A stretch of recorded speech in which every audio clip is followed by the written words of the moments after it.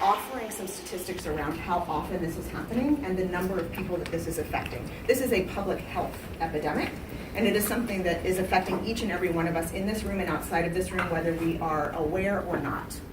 Every 9 seconds in the US, somebody experiences physical violence, which means that 20 people every 1 minute are experiencing physical abuse in this country. That does not include economic abuse, that does not include emotional abuse, psychological abuse, etc. And so you can imagine that when we compile those numbers, the gravity of what it is that we're talking about is exponential, right? 1 in 3 of us, women, will experience some form of either economic, emotional, or psychological abuse in our lifetime. 1 in 4 of us will experience physical abuse. 1 in 7 men will experience domestic violence in their lifetime, and we are not talking well about that either, right?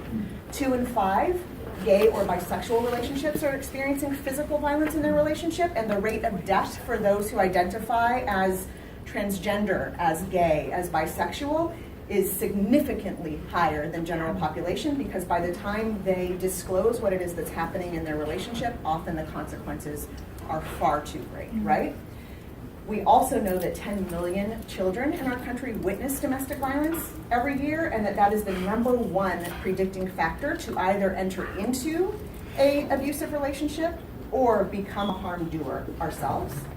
40 to 60% of intimate partner violence cases involve substances. So let's just talk about, for the purposes of this room, the intersection between relationship violence and substance use and how significant that is. And yet, when I do training with treatment centers, with clinicians, with law enforcement, with alternative sentencing programs around how it is that we're addressing substance use and relationship trauma simultaneously, unfortunately, the short answer is that we're not, right? And so when we look at the intersection and the number of people that are affected by both, either with the substance use being a predisposing factor to the spousal abuse or the spousal abuse being a predisposing factor to the substance use, and the fact that 40 to 60% of cases involve one or the other person being under the influence of substances during the physical incident, that means that ultimately, if we're not assessing for it, if we're not addressing it, if we're not providing resource around it, and if we're not creating a safe space for the conversation in